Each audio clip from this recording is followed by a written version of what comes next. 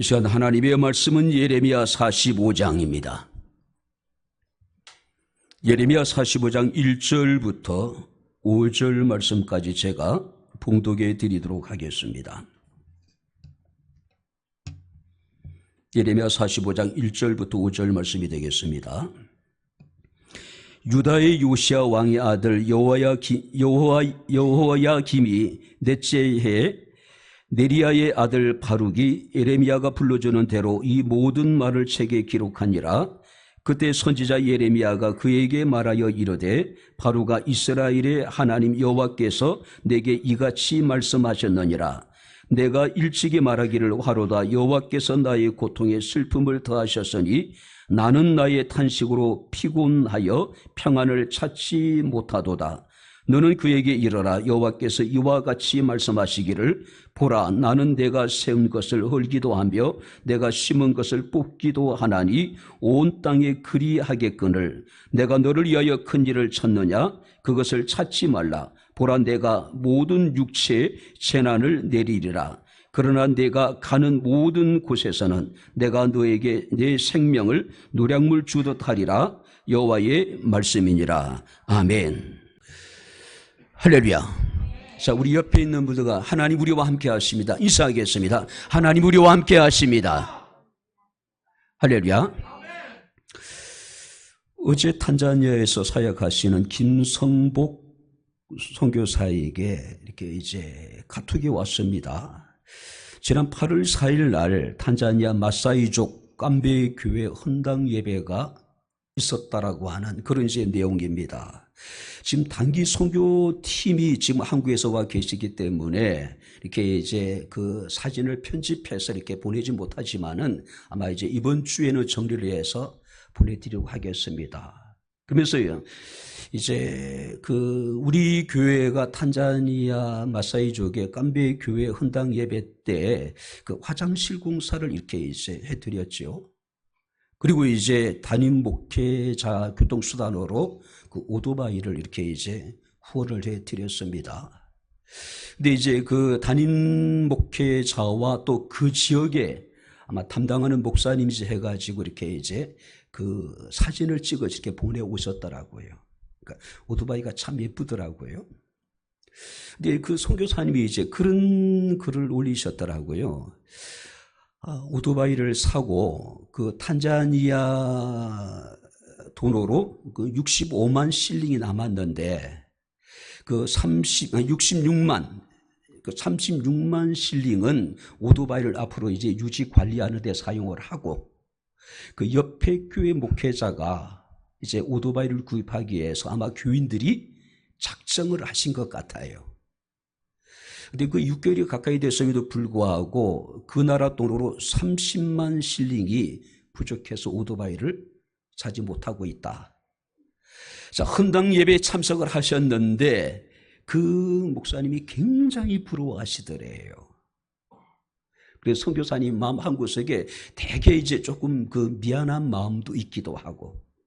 왜냐하면은 6개월 전부터 이 교회는 전 교인이 목회자의 교통수단을 위해서 오토바이를 사기 위해서 기도하면서 작정을 했는데 아직까지도 오토바이를 지금 구입하지 못한 상황인데 깜베 교회는 그 시골 교회가 오토바이를 샀으니 얼마나 부럽겠어요. 그래서 그 얘기를 하시더라고요. 자, 66만 실링 가운데 30만 실링을 옆에 있는 교회 목회자 오토바이를 사시는데 도와드려도 되겠습니까? 물론이죠. 우리는 일단은 이제 교회에서는 지출을 했기 때문에 이제 그것을 사용하는 것은 이제 그 선교사님이 그 상황에 따라서 사용을 하면 되는 것이기 때문에. 자, 그러면서 그런 생각을 해봤습니다. 우리 백향목 교회가 한 일은 대단한 큰 일은 아니잖아요. 교회가 헌당 예배를 드리는데 우리 교회가 한 일은 화장실을 건축해 준 일이잖아요. 그렇죠? 만약에 우리 교회의 후원이 없었다면 깜베 교회는 화장실 공사를 하지 못하고 화장실이 없는 상태 속에서 헌당 예배를 드려야 되는 그런 상황이었습니다. 자, 우리 교회는 깜베 교회가 헌당 예배를 드리면서 놀라운 엄청난 일을 한 것은 아니잖아요. 자, 그래도 불구하고 꼭 필요한 일이었다는 것이죠. 큰 일은 아니었지만은 그 교회는 굉장히 중요한 일이었다라고 하는 것이죠. 앞으로도 우리 백평목교회가 해야 될 일이 이런 일이 아닐까요? 대단한 큰 놀라운 일은 아니지만은 꼭 필요한 일들. 할렐루야. 어쩌면 하나님께서 우리 백평목교회에 기대하고 계신 것은 바로 그런 일들이 아니셨을까요? 저는 앞으로 백향목교회가 한시 행하실 일들에 대해서, 하나님이 백향목교회를 통해서 이루실 일들에 대해서 기대가 큰 사람들입니다. 큰 사람이에요. 정말 하나님의 기대에 부응할 수 있는 우리 백향목교회가 될 수 있기를 주님 이름으로 축원합니다. 자, 오늘 본문의 역사적인 배경을 보게 되면은 유다가 멸망하기 직전에 유다왕 18대 여호야김이라고 하는 왕이 있었습니다. 그 왕의 4년째 되던 해, 그러니까 주전 605년에 해당됩니다. 자, 이 해는 고대 중동 전세의 완전한 재편이 이루어진 그런 시기였습니다. 신흥 바벨론 제국이 유브라테 강 갈그미스라고 하는 지역에서 애굽과 아수르의 연합군을 격파하게 됩니다. 자, 이 전쟁이 유다 사람들에게 얼마나 중요하냐 하면은 그동안 유다는 반바벨론 정책을 펴왔어요. 자, 그러다 보니까 바로 애굽과 거의 동맹에 가까운 그런 관계를 유지하고 있었습니다. 근데 자신들이 의지했던 동맹 관계에 있었던 애굽이 바벨론에 의해 가지고 완전히 격파되어져 버린 거예요. 자, 그러다 보니까 완전히 중동의 패권이 애굽에서 어디로 넘어가게 되냐면은 바벨론으로 넘어가게 됩니다. 자, 애굽 편에 섰던 유다 입장에서는 심각한 위기가 아닐 수 없습니다. 그러니까 유다 사람들이 겪었던 두려움이라는 것은 말로 표현할 수 없을 정도로 컸다라고 생각합니다. 자, 그래서 우리가 하나님께서 이때 예레미야에게 이르시기를 36장에 보게 되면은 지금까지 내가 너에게 일러준 모든 심판의 말씀을 두루마리에 기록하라고 명령을 하셔요.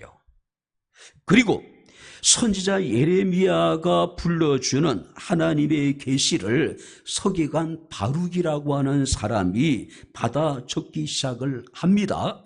그 심판의 내용이란 뭐냐면은 바벨론 왕이 와서 이 땅을 멸하게 될 것이라는 것이죠. 너희는 바벨론에 항복하라는 이야기입니다. 바벨론 사람들을 섬기라는 이야기예요. 그런데 이 바룩의 입장에서는 깊은 절망감을 느낄 수밖에 없잖아요. 그죠? 이미 예레미야 선지자는 계속해서 하나님이 유다에 대해서 심판하실 것을 알고 있었지만은 서기관 바룩은 달랐을 수 있단 말이에요. 근데 예레미야를 통해 선포되어지는 하나님의 말씀을 기록하는 과정에 그가 느낀 것은 뭐냐면은 하나님이 유다를 심판하실 것이고 유다가 완전히 멸망하게 될 것이라고 하는 내용입니다. 자, 바룩은 이 자신이 이제 받아 적은 이 말씀을 가지고 예레미야를 대신해 성전에 가서 하나님의 말씀을 선포하기도 합니다. 바로 그 내용이라는 거예요. 이스라엘이 바벨론의 포로가 되겠고 그들을 섬기게 될 것이라는 것이죠. 자, 그러다 보니까 사람들의 생각은 어떨까요? 그죠? 유다 백성들의 생각은 어떨까요? 극심하게 여러분들이 반발하게 됩니다. 그들은 하나님뿐만 아니라 예레미야라든지 이 바룩에 대해서 불편한 심기를 감추지 않아요. 더더욱이 여호야김이라고 하는 왕은 하나님의 두루마리 말씀을 자신의 앞에서 낭독하게 합니다. 자, 서너 페이지를 낭독할 때마다 면도칼로 그 부분을 찢어요. 그리고 그 하나님의 두루마리를 바로 화롯불에 갖다가 집어넣어버립니다.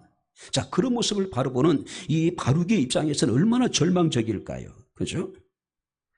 자, 그런데 이런 상황 속에서 하나님께서 바로 예레미야 선지자를 통해서 바룩에게 말씀을 합니다. 그게 4절 5절 말씀이에요. 제가 읽어드리겠습니다.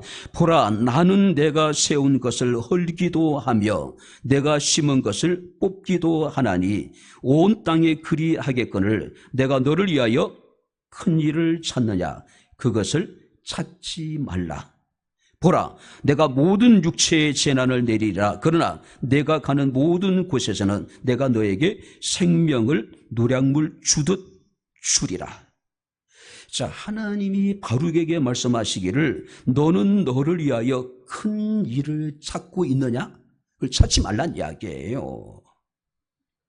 지금 내가 너의 안이나 명예를 추구할 때가 아니라고 하는 것이죠. 우리 그리스도인들은 비전이란 말을 굉장히 좋아합니다.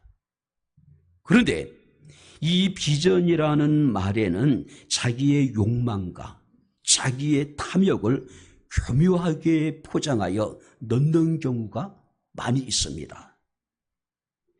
일종의 자신의 욕망, 자신의 야망을 비전이란 말로 포장하는 사람들이 많이 있다는 이야기죠. 그죠?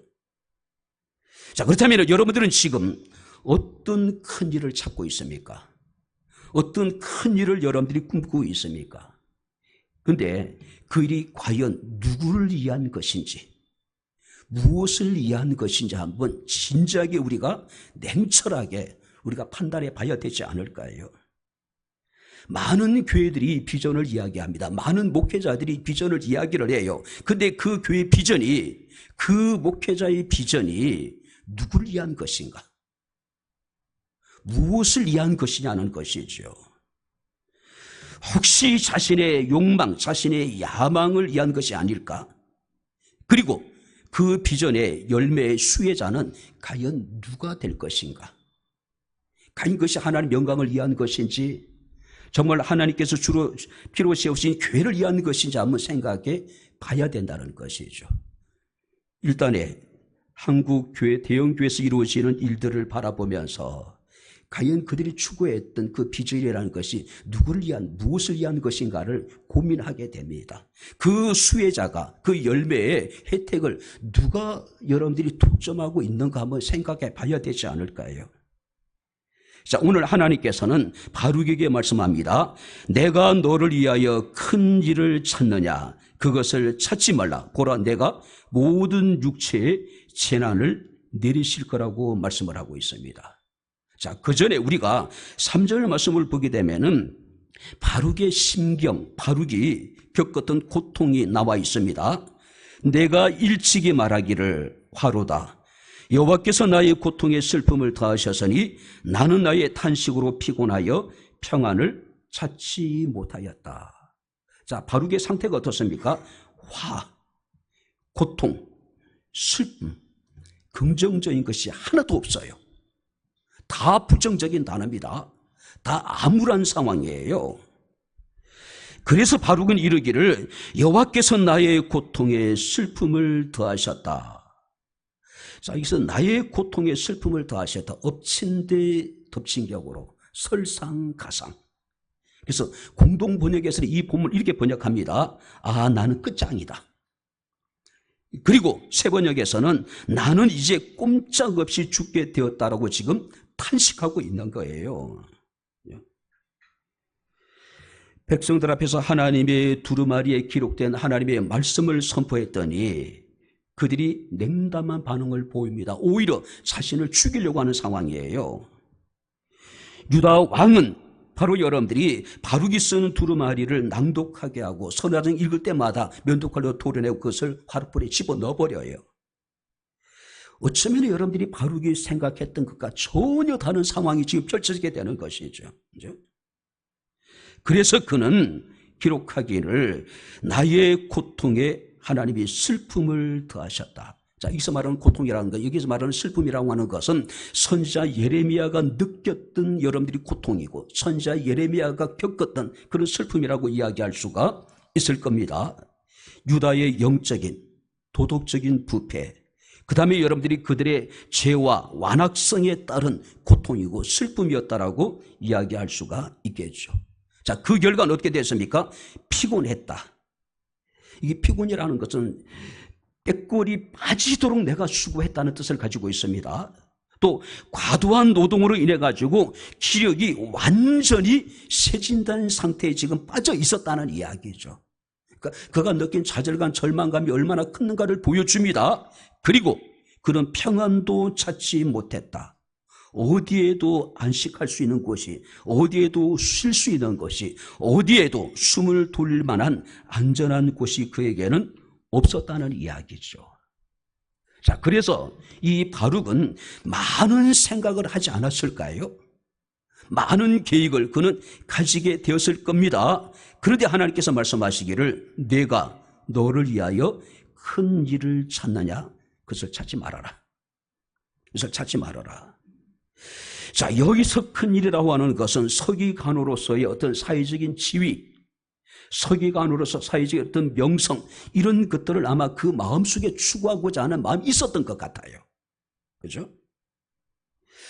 이것은 모든 사람들의 마음속에 있는 것이 아닐까요? 큰 일을 하고 싶은 마음, 인정받고 싶은 마음, 뭔가 의미 있는 일, 의미 있는 자리에 대한 여러분들이 갈망들이 우리 마음속에 다 차지하고 있다는 것이죠.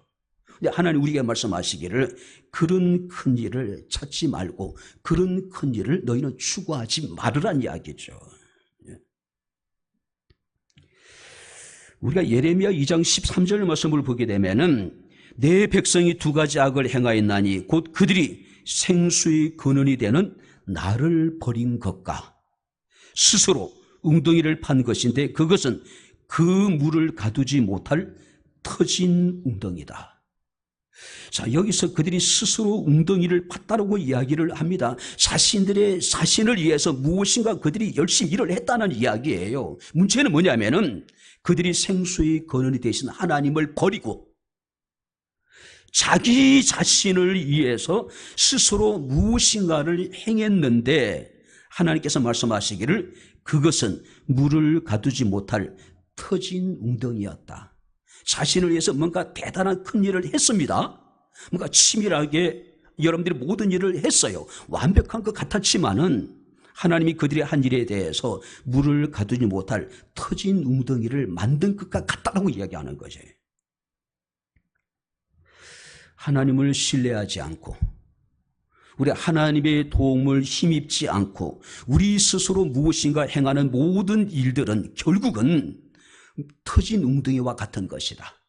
언젠가 다 무너지게 될 것이라는 것이죠. 그것을 통해서 우리가 얻을 수 있는 것은 없게 된다는 것이죠. 문제는, 더 큰 문제는 하나님 없이 우리 스스로가 무엇인가를 계획하게 되는 그 일은 하나님을 버린 것과 같은 중한 죄라는 거예요.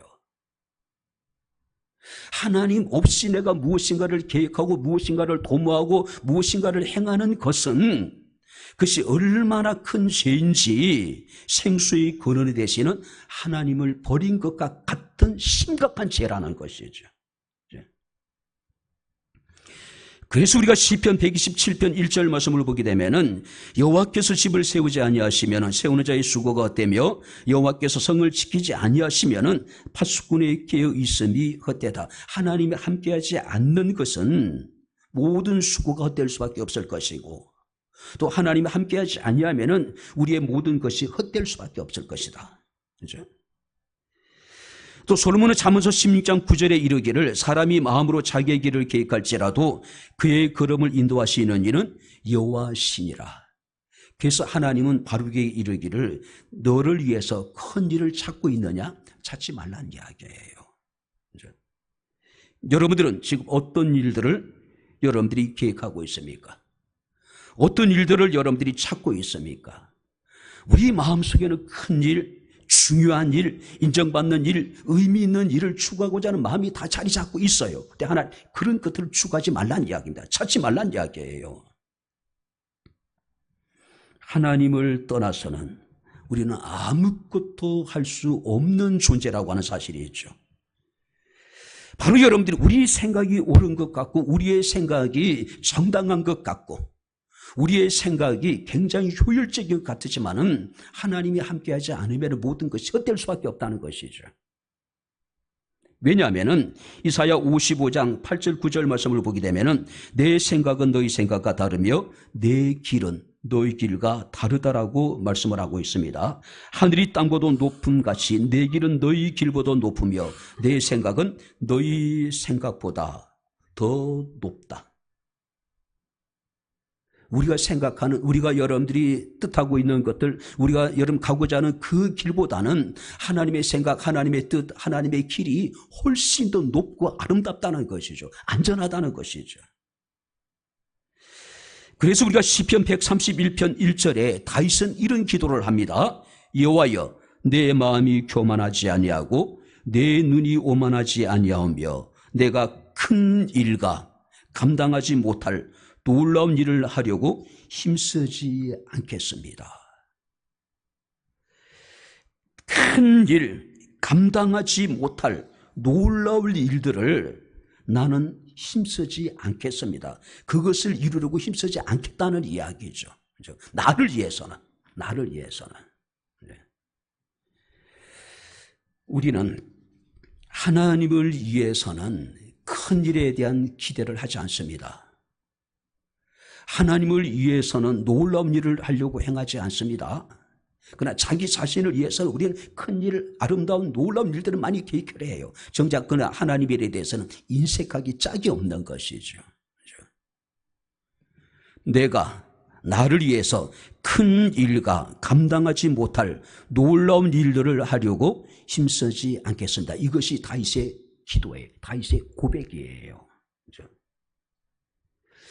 뿐만 아니라 우리가 4절 말씀을 보게 되면 이렇게 말씀하고 있습니다. 하나님이 예레미야에게 이르시기를 너는 그에게 이르라. 그러니까 바룩에게 이르란 이야기죠.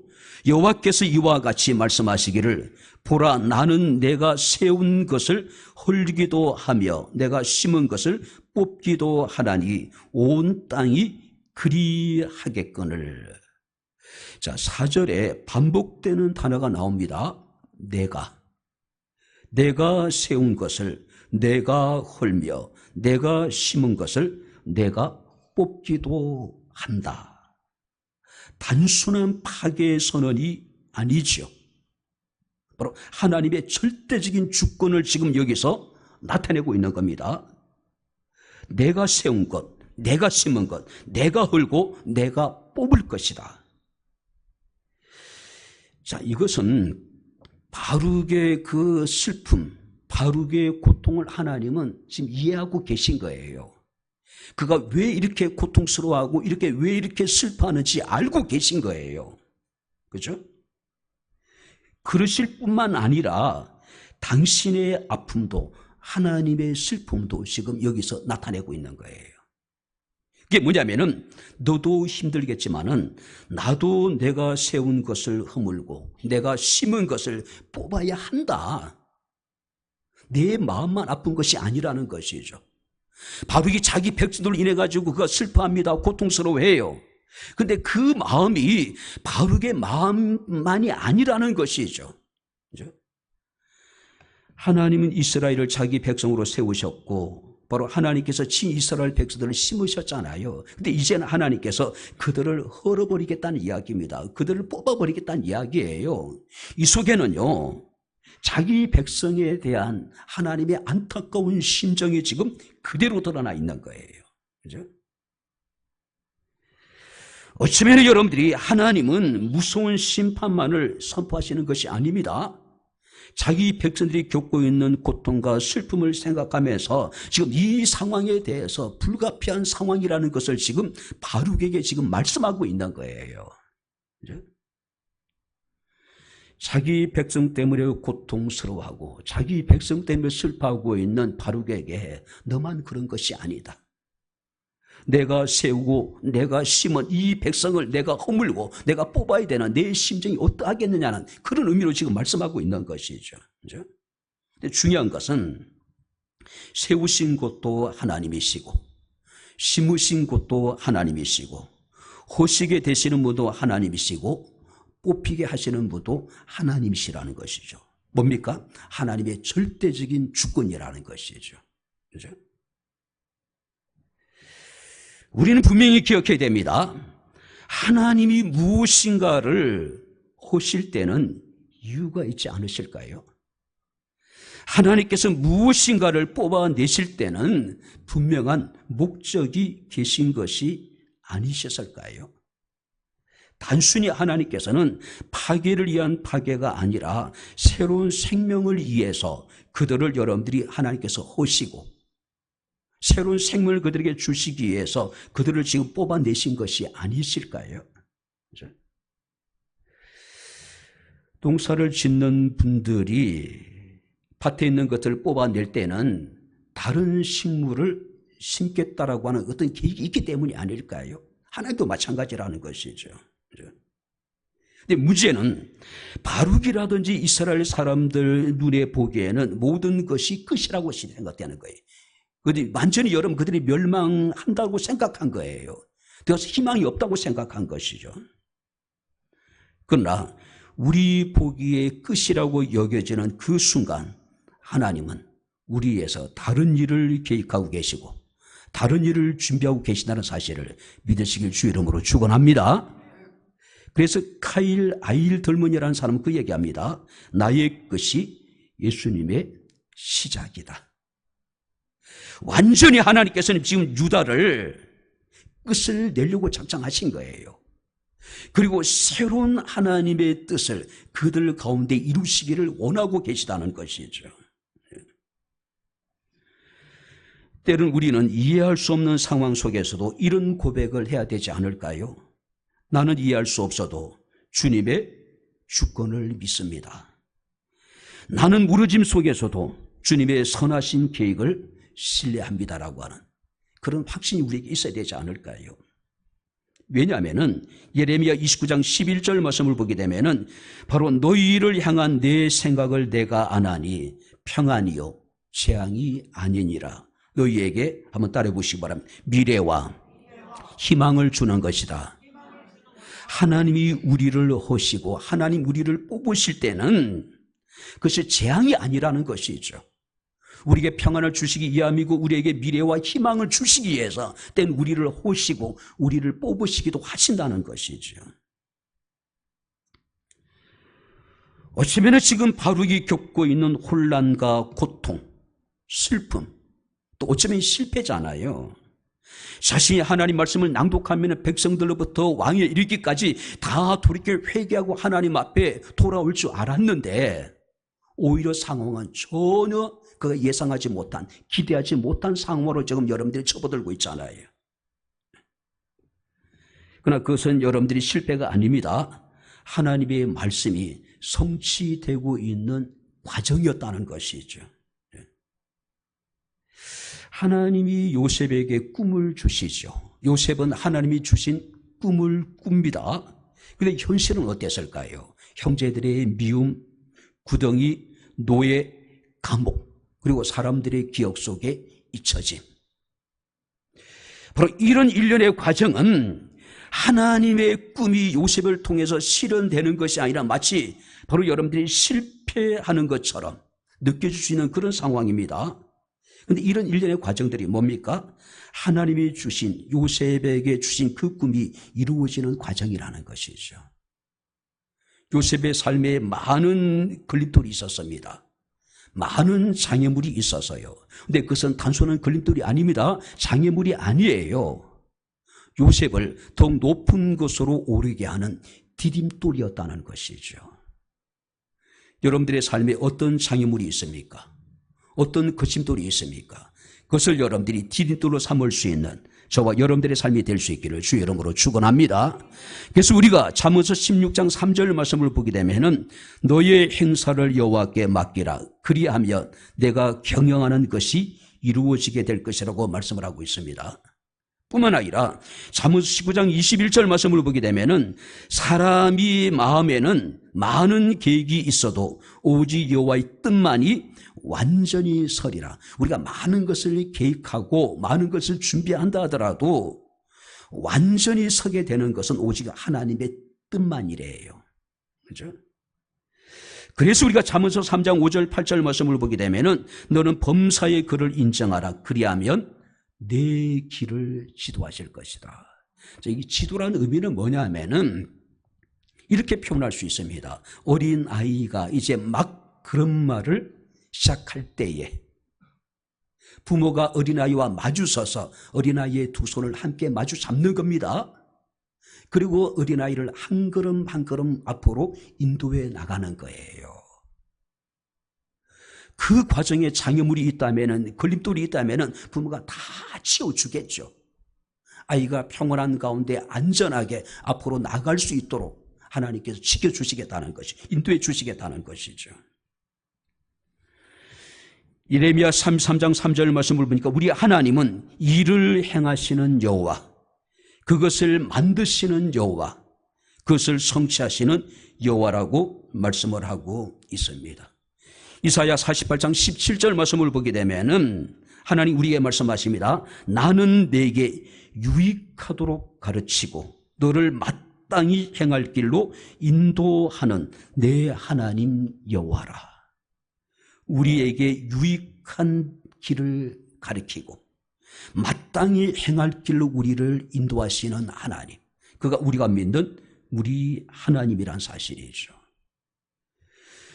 조엘 오스틴이라고 하는 목사는 그런 얘기합니다. 그 최고의 삶이라는 책에서 하나님을 제한하는 것은 오직 우리의 생각뿐이다. 세상에는요, 하나님의 능력을 제한할 수 있는 것은 아무것도 없어요. 이 세상에 하나님의 능력을 제한할 수 있는 유일한 것이 있는데 그것이 뭐냐면은 우리의 마음이래요. 왜 우리 마음이 하나님의 능력을 제한할까요? 만물보다 부패한 것이 우리의 마음이기 때문에. 그렇죠? 우리가 믿음의 역사를 체험하지 못하는 까닭은 뭡니까? 우리의 마음으로 하나님의 능력의 통로를 우리가 여러분 막고 있기 때문에 그래요. 우리가 믿지 않기 때문에, 신뢰하지 않기 때문에 그렇다는 것이죠. 하나님의 절대적인 주권을 인정하시게 되기를 주 이름으로 축원합니다. 절대적인 주권을 인정한다는 것은 하나님의 능력도 인정한다는 것이죠. 그렇죠? 그리고 하나님께서는 바룩에게 어떤 말씀을 주시냐면은 5절을 다시 한번 읽겠습니다. 내가 너를 위하여 큰 일을 찾느냐? 그것을 찾지 말라. 보라, 내가 모든 육체의 재난을 내리리라. 그러나 내가 가는 모든 곳에서는 내가 너에게 내 생명을 노량물 주듯 하리라. 내가 지금 내가 너를 위하여 큰 일을 찾느냐? 찾지 말라. 내가 모든 육체에 지금 재난을 내릴 것이다. 그러나 하나님께서는 바룩에 말씀하시기를 내가 가는 모든 곳에서는 내가 너에게 내 생명을 노량물로 주듯 주게 될 것이다. 자, 신학자들은 바룩이 찾았던 큰 일이 무엇일까에 대해서 이렇게 해석을 합니다. 어떤 사역적인 성공을 그가 꿈꾼 것이 아니었을까? 우리가 36장에 보게 되면 바룩은 목숨을 걸고 성전에 올라가서 백성들 앞에서 하나님의 말씀을 선포합니다. 그리고 왕 앞에 가서도 하나님의 말씀을 선포를 해요. 자, 그렇다면은 이 바룩의 마음 한켠에 이런 마음이 있지 않았을까요? 내가 낭독하는 이 하나님의 말씀이 요시야 왕 때처럼 놀라운 능력을 발휘하게 될 것이라고 하는 일만의 기대. 그래서 요시야 왕 때처럼 온 나라가 회개하고 부흥이 일어나는 거대한 영적인 대각성을 아마 기대하지 않았을까요? 자신이 낭독한 하나님의 말씀으로 인해서 나라가 구원을 받고 자신이 마치 국의 영웅이 되는 것 같은 그런 여러분들이 생각을 할 수 있지도 않았을까요? 사역에 대한 여러분들이 성공. 마치 우리가 사도행전 7장에 보게 되면은 모세가 나이가 40이 되었을 때에 그 형제 이스라엘을 돌아볼 마음이 생겼대요. 모세는 스스로 생각하기를 그 형제들이 자신의 손을 통해서 하나님이 자기들을 구원해 주실 것을 알게 되지 않았을까? 그러니까 이건 모세의 생각이에요. 그죠? 근데 현실은 달랐죠. 그건 애굽 사람에게도 살인자의 여러분들이 오명을 쓰게 되죠. 자기 백성들에게도 이 모세는 환영을 받지 못하게 되잖아요. 결국 그는 미디안 광야로 도망을 가게 됩니다. 물론 하나님이 모세를 통해 자기 백성을 구원하셨어요. 그런데 아직은 때가 아니었다는 것이죠. 그죠? 어쩌면 바룩의 생각도 그런 생각이 아니었을까요? 자신의 사역을 통해서 놀라운 회개 역사가 나타나게 되고 유다가 구원을 받고 바로 여러분들이 자신은 바로 국의 영웅이 되는 그런 꿈 말이에요. 그죠? 근데 현실은 전혀 달랐죠. 백성들도 왕도 누구도 이 바룩이 기대했던 대로 제대로 여러분들이 나타나지 않았다는 것이죠. 왜냐하면 하나님께서 말씀하십니다. 내가 모든 육체에 재난을 내릴 것이다. 이미 하나님은 심판을 작정하셨어요. 근데 이제 바룩이 하나님 말씀을 낭독한다 하더라도 백성들이 돌이켜 회개하거나 왕이 돌이켜 회개하는 그런 일은 하지 않은 거예요. 왜냐하면 하나님이 심판하기로 작정을 하셨기 때문에. 그렇죠? 대신 하나님께서는 바룩에게 약속하십니다. 내가 가는 모든 곳에서는 내가 너에게 내 생명을 노량물 주듯 하리라. 이스라엘이 회개하여 하나님의 구원에 이르지 못한다. 이미 하나님의 심판은 시작이 되어졌다. 이 심판은 돌이킬 수 없는 심판이다. 하지만 내가 너의 생명만큼은 지켜주게 될 것이다. 너의 생명은 지켜주게 될 것이다. 번영을 약속한 게 아니죠. 반듯한 성공도 약속한 것이 아닙니다.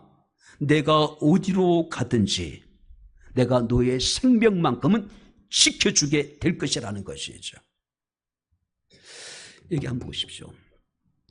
흔들릴 때, 모든 것이 무너져 내릴 때 가장 중요한 것은 우리가 크게 되는 게 아니잖아요.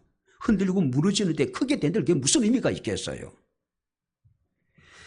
바로 우리의 삶이 무너지고 우리의 삶이 지금 흔들리고 있을 때 가장 우리에게 중요한 은혜는 뭡니까? 여러분들이 하나님이 손이 우리를 붙들어 주는 것이 아닐까요? 하나님 우리의 생명을 지켜주는 것이 아닐까요? 유다가 흔들리고 있습니다. 유다가 무너지고 있어요. 하나님이 바룩에게는 약속하십니다. 내가 어디로 가든지 내 생명만큼은 내가 지켜주게 될 것이다. 이보다 더한 여러분들이 은혜가 어디 있습니까? 그죠? 삼국지를 전 되게 좋아하는데 삼국지를 보게 되면은 조조, 송건, 유비. 근데 그들보다 제 관심을 끄는 사람들은 그 주변에 있는 책사들이에요. 자, 조조에게는 순욱이라고 하는 사람이 있었고 곽가라고 하는 여러분들이 위대한 책사가 있었습니다. 송건에게는 육손이나 주유 같은 인물이 있었습니다. 유비에게는 제갈공명이나 봉추라든지 법정 같은 위대한 여러분들이 책사들이 있었어요. 그 책사들의 지략 대결은 정말로 재밌습니다. 흥미진진해요. 그런데 이들 가운데 최종적인 승자는 누가 되었을까요? 조조도 아닙니다. 송건도 아닙니다. 유비도 아니에요. 그 주변에 있던 제갈공명도 아닙니다.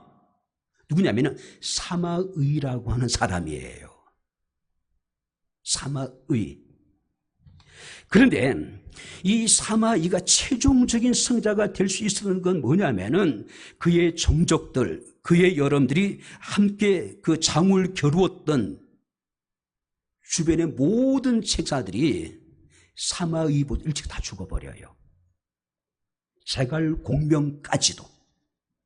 그러다 보니까 다 죽고 난 다음에 사마이 혼자 남은 거예요. 이 사마이가 결국은 조조의 위나라를 여러분들이 정권을 가지고 여러분들이 좌지우지하고 결국은 여러분들이 그 손자가 삼국을 통일하게 됩니다. 서진이라고 하는 나라의 황제가 돼요. 능력도 있었지만 사마이에게는요, 그에게 기가 막혔어요. 그야말로 한 시대를 주름잡았던 그 책사들이 대부분 단명을 해요. 30대 중반에. 그러다 보니까 이 사마이는 끝까지 살아남았어요. 그리고 그가 그의 후손들을 통해서 여러분들이 제국을 통일하게 되는 겁니다. 흔들리고 무너질 때는 세상의 여러분들이 명예, 세상의 권세, 세상에 여러분들이 재물 다 필요 없어요. 그때는 중요한 게 뭡니까? 살아남는 거예요. 우리가 세상의 모든 것을 이루고 모든 것을 다 얻었다 하더라도 우리 생명을 잃어버린다면, 우리 영혼을 잃어버린다면 그것이 무슨 의미가 있을까요? 그죠? 부흥과 성공이 아닙니다. 하나님 바르게 약속하십니다. 내가 어디로 가든지 내 생명만큼은 내가 끝까지 지켜줄 것이다. 두려워하지 말라는 것이죠. 슬퍼하지 말라는 거예요. 좌절하거나 절망하지 말라는 이야기입니다. 잠언서 22장 4절 말씀을 보게 되면 솔로몬은 겸손과 여호와를 경외함의 보상은, 한번 따라해 보시기 바랍니다. 재물과 영광과 생명이니라. 할렐루야. 가장 중요한 것은요, 재물도 아닙니다. 영광도 아닙니다. 생명이잖아요. 그죠? 이 이후에 바룩이라는 인물은 어떻게 되어졌을까요? 결국은 예루살렘은 완전히 망하게 됩니다. 자, 이스라엘 백성들이 이제 애굽으로 도망을 치려고 할 때에 예레미야 선지자가 막아요. 도망가도 죽는다. 바벨론에게 항복하고 바벨론 사람을 섬기라는 이야기죠. 그때 이스라엘 백성은 이런 이야기를 합니다. 바룩이 너를 부추겨서 우리를 바벨론에 넘기려 한다라고 바룩에 대해서 그들은 모든 책임을 바룩에게 돌려요. 그죠? 결국은 이 바룩은 요한안이라고 하는 무리들에 의해 가지고 예레미야 선지자와 더불어서 애굽의 다바네스라는 지역에 끌려가요. 이 바룩은 그곳에서 예레미야 선지자가 죽을 때까지 끝까지 옆을 지킵니다.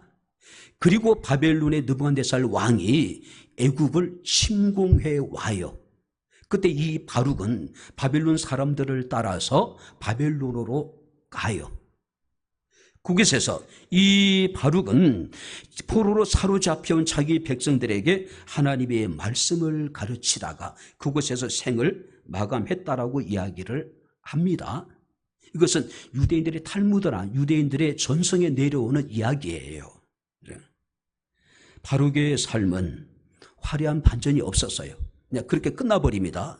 그러나 하나님 그에게 말씀하신 대로 그는 애굽으로 끌려갔고 바벨론에서 마지막 생을 마감했음에도 불구하고 그는 끝까지 하나님께 그의 생명을 지켜주셨다는 것이죠. 오늘도 하나님께서 우리의 생명을 연장시켜 주셨습니다. 할렐루야. 우리의 생명을 지켜주셨습니다. 우리에게 주어진 하루하루를 우리가 믿음으로 살아내는 것, 그것이 우리에게 주어진 사명이 아닐까요? 이제 말씀을 마칩니다. 내가 너를 위하여 큰 일을 찾느냐? 그것을 찾지 말라. 큰 일을 찾지 말라고 이야기를 하고 있습니다. 우리가 행할 큰 일, 우리가 꿈꾸고 있는 큰 일, 우리가 찾고 있는 큰 일, 그 큰 일을 우리가 설사 찾았다 하더라도, 그 일을 이뤘다 하더라도 그 일이 하나님께 얼마나 감동이 될 수 있을까요? 바로 하나님이 그 일로 얼마나 큰 영광을 받으실 수 있을까요?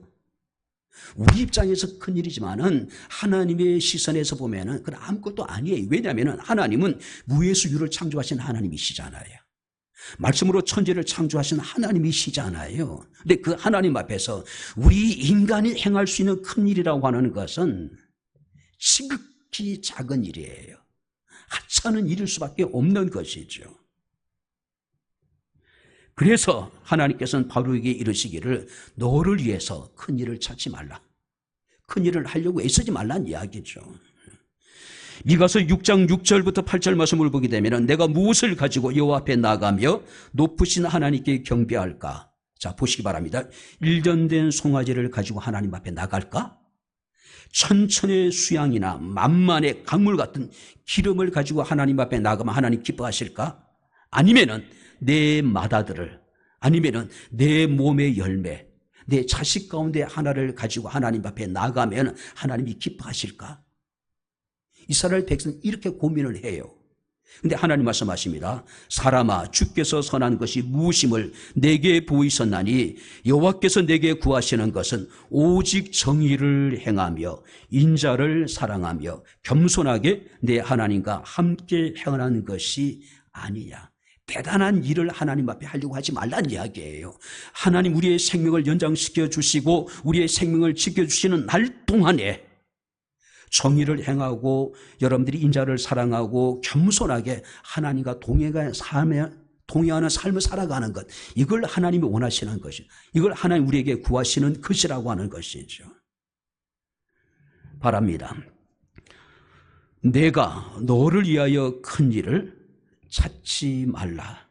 하나님 우리에게 원하시는 것은 하루하루 그가 우리에게 생명을 허락하시는 동안에 하나님과 동행하고 범사의 하나님을 인정하고 내 생각과 하나님의 생각의 다름을 우리 인정하고 하나님께 순종하는 것. 자, 뿐만 아니라 하나님 우리에게 주신 바로 여러분들의 생명을 소중하게 여기고 그 생명이 지속되는 동안에 하나님을 기쁘시게 할 수 있는 저와 여러분들의 삶이 되어질 수 있기를 주의 이름으로 축원합니다. 기도하겠습니다. 좋으신 나의 아버지 하나님, 하나님 은혜와 사랑을 진심으로 감사합니다. 너를 위하여 큰 일을 찾느냐, 그것을 찾지 말라고 하신 하나님의 말씀을 우리가 마음에 새기게 하시고 큰 일, 위대한 일, 놀라울 일을 추구하는 것이 아니라 일상의 생활 속에서 우리가 정의를 행하며 인자를 사랑하며 겸손하게 하나님과 동행하는 백강목교회 사랑하는 모든 성도들의 삶이 되게 하옵소서. 예수님 이름으로 기도하옵나이다. 아멘. 이제는 우리 주 예수 그리스도의 은혜와 하나님의 크신 사랑과 성령님의 교통주전의 제 충만 역사 인도하심이 우리를 위한 큰 일을 행하기보다는 하나님의 뜻에 순종하며 하나님의 영광을 나타내기를 원하는 백향목교회 사랑하는 모든 성도들 머리머리 위에 저들의 가정과 직장과 사업장과 이 교회와 이 나라 이 민족 위에 지금부터 영원토록 함께 있을지어다. 아멘.